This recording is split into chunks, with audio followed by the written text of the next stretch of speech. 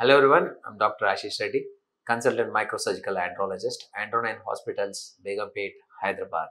ఈరోజు మనం డిస్కస్ చేసే టాపిక్ శీఘ్రస్ఖలనం. శీఘ్రస్ఖలనం అంటే మీరు సెక్స్ చేసేటప్పుడు 3 నిమిషాల లోపట్ల మీకు వీర్యం బయటకు వచ్చేస్తే దానికి శీఘ్రస్ఖలనం అంటాము. లేకపోతే 20 స్ట్రోక్స్ కంటే తక్కువలో మీకు స్ఖలనం జరిగిపోతుంటే అది శీఘ్రస్ఖలన సమస్య అంటాం. ఇది చాలా చాలా కామన్‌గా మనం చూసే ప్రాబ్లమ్స్. కానీ దీంట్లో గుర్తుపెట్టుకోవాల్సింది ఏంటంటే దీనికి పనిచేసే మెడిసిన్స్ ఓన్లీ ఎస్ఎస్ఆర్ఐస్ అంటాము. Serotonin reuptake inhibitors. నార్మల్‌గా మనకు దొరికేటి మార్కెట్‌లో దొరికే ఎస్ఎస్ఆర్ఐస్ చూసుకుంటే పెరాక్సిటిన్ అని ఉంటుంది, డెపాక్సిటిన్ అని ఉంటుంది, లేకపోతే సెట్రలిన్ అని ఉంటుంది, లేకపోతే బుప్రోపియాన్ అని ఉంటుంది. ఇలాంటి డ్రగ్స్ మాత్రమే బాగా పనిచేస్తాయి.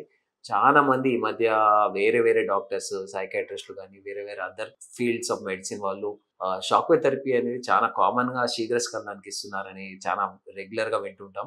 కానీ మాకున్న ఎక్స్‌పీరియన్స్ ఒక ఆండ్రో సర్జన్ అడిగితే డెఫినెట్‌లీ షాక్ వేవ్ థెరపీకి మీ శీఘ్రస్ఖలన సమస్యకి ఎటువంటి సంబంధం లేదు. సో శీఘ్రస్ఖలనం ఉంది అంటే షాక్ వేవ్ థెరపీ చేసుకుంటే మీకు ఎటువంటి ఇంప్రూవ్‌మెంట్ రాదు. ఓన్లీ షాక్ వేవ్ థెరపీ మీకు అంగస్తమైన సమస్య ఉంటే మాత్రం మంచిగా అయ్యే ఛాన్సెస్ ఉంటాయి. చాలా మంది నా దగ్గరకు వచ్చే పేషెంట్స్ సార్ శీఘ్రస్ఖలన సమస్య ఉండే పలానా హాస్పిటల్‌కి వెళ్ళినా పోగానే డైరెక్ట్ వాళ్ళు షాక్ వేవ్ థెరపీ చెప్పేసారు.